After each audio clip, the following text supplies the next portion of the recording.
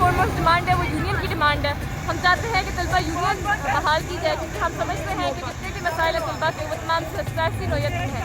جب تک طلبہ کو ریپرزنٹیشن نہیں ملے گی تب تک ان کے مسائل حل نہیں ہو سکتے. دوسری جو پرائیورٹی پہ ڈیمانڈ ہے وہ یہ ہے کہ جو سیلاب زدہ افراد ہیں جو سیلاب سے افیکٹڈ لینڈز ہیں ان سے جو اسٹوڈنٹس آتے ہیں ان کی ہاسٹل اور یونیورسٹی کی فیس معاف کر دی جائے.